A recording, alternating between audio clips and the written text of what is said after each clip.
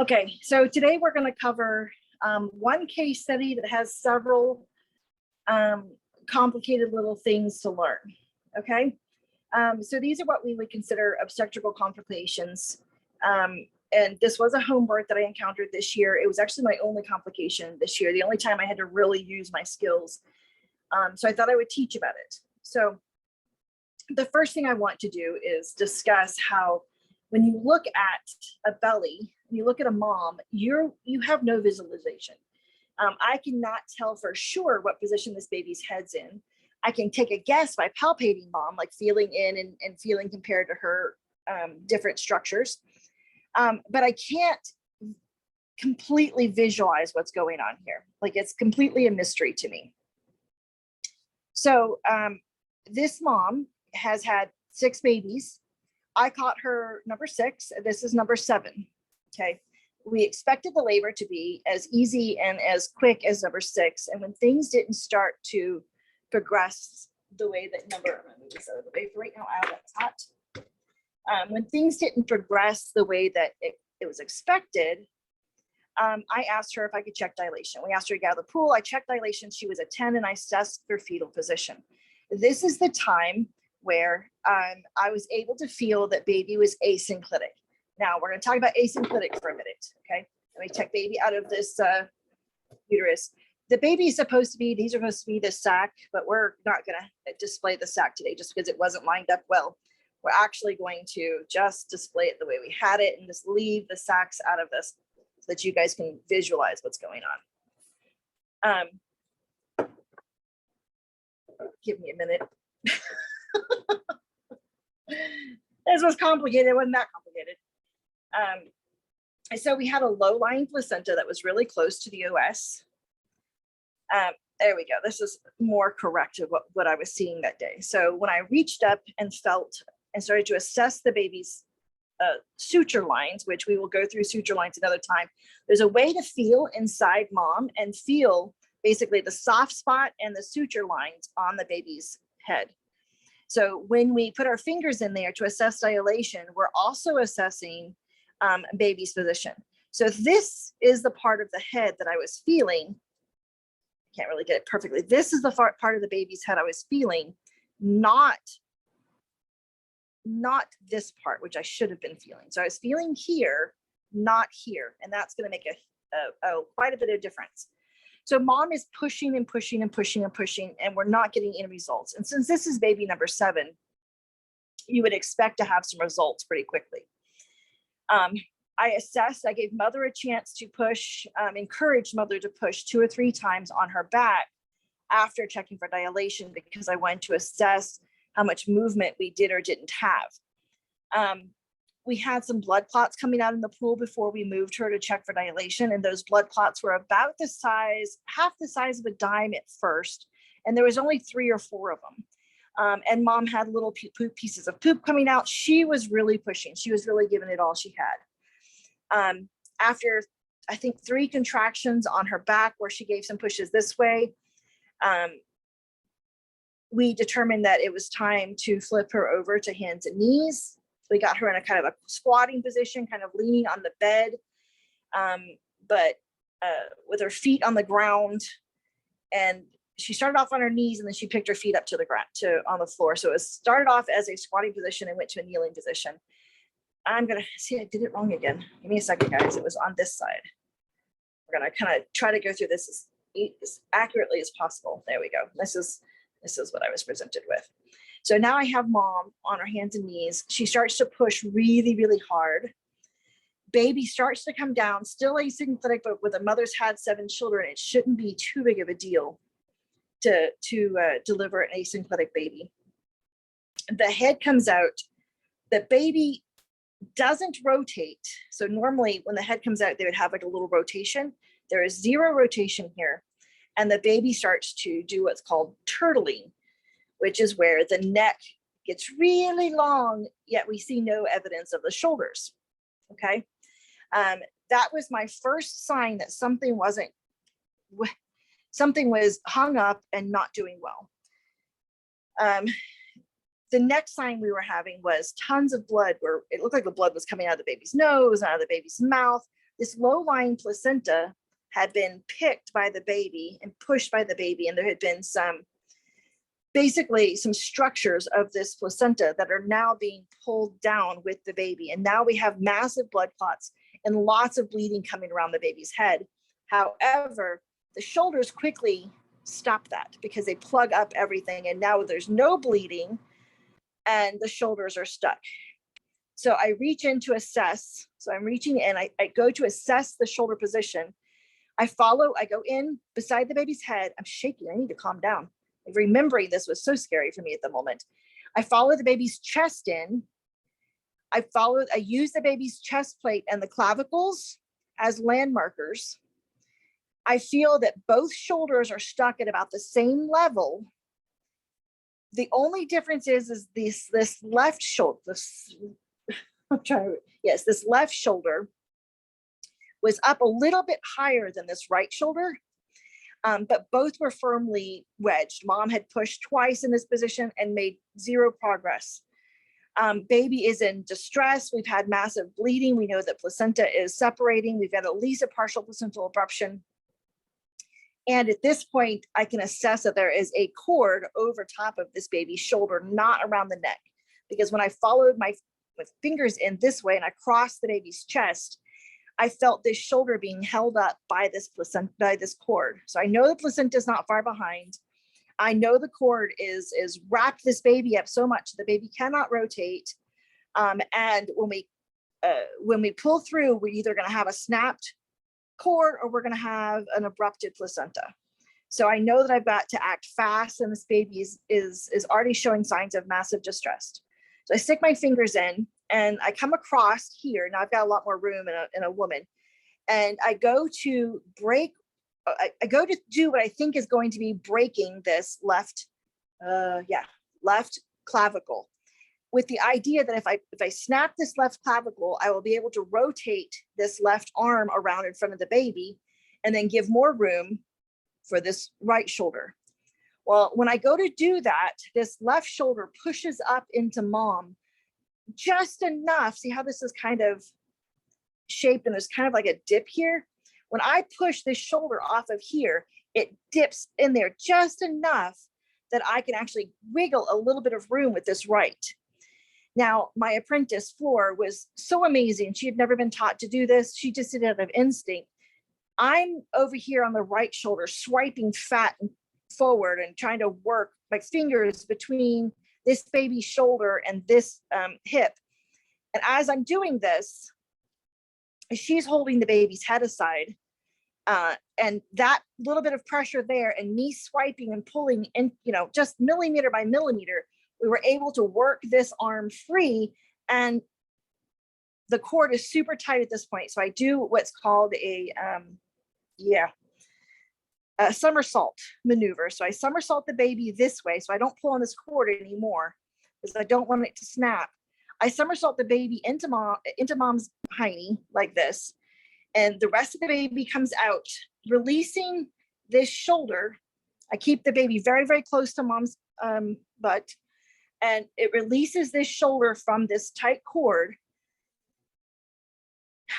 I go through 4 cycles of resuscitation on baby before baby really stops acting so shocky. Now mom is just pouring blood. There was probably 400 cc's on the ground at this point. I then hand baby under to mom. Mom is still with us. I pick up mom and baby and throw them on the bed, and then proceed to go in after the placenta, which was partially abrupted at this point. And once I get that placenta out, emergency is completely over. Mom is stable, baby is stable, and everybody's fine. Midwife was a little nervous and nerve-wracked for a few minutes. I actually felt a little sick to my stomach, but everybody was fine. But it makes me want to talk about shoulder dystocia a little bit and about low-lying placentas. So the cause of this was this very, very low-lying placenta. So the opening of the uterus is called the OS, or the cervix. This placenta was only 3 centimeters off, which is not very big, not very far off of that OS. And this mother had what's called a battledore insertion. So this cord here, instead of being in the center of this placenta, it was on the edge, almost like a not almost, but very much like a lollipop. So it came out of this way. And that insertion point of that cord into this placenta was very, very close to the OS. This is what had the baby wrap itself up in the cord to the point where it was over the shoulder. Otherwise, it would have been lying under the baby's head, and we would have had a cord entrapment, and that would have been a lot more dangerous. But it's also what prevented this baby from descending when the mother was pushing, and it's also what prevented this baby from rotating appropriately, and why we had shoulder dystocia to begin with. When you have an emergency like this, or when you have something like this, it's very important that you have people that you can call and speak to. You must call other people. You must tell them the story. You must go through your own actions to make sure your actions were in line with what your training says. And this peer review is very, very vital. So I called several midwives, 3 specifically, and I went through what happened, what I did, and I listened to their stories. And of those 3 midwives, there were 7 babies in the last year and a half that have been lost to shoulder dystocia. And it took me a few weeks to basically calm down and relax, realizing how close I probably was to losing a baby. Glad that I was prepared to break a clavicle. Glad that that's something that was covered in my original training. But also wanted to kind of go through their shoulder dystocias with you, and really talk about the fact that shoulder dystocias are actually one of the most widespread at-home complications. That and postpartum hemorrhage are, when we talk about fetal demise, or we talk about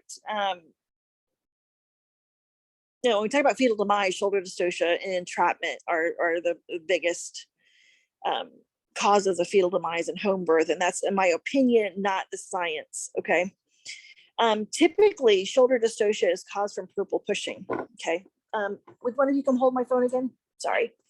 I'm going to describe why shoulder dystocia is caused by purple pushing. And obviously mine was not caused by purple pushing. And these other midwives that I know do not practice purple pushing. So I'm not going to, throw them under the bus and say that's why they almost lost their babies. But let me show you here. So when a baby's inside, it's very, very wrapped up like this, okay? And then as the head starts to descend, the baby has a lot of movements and twisting that needs to occur. Oops. A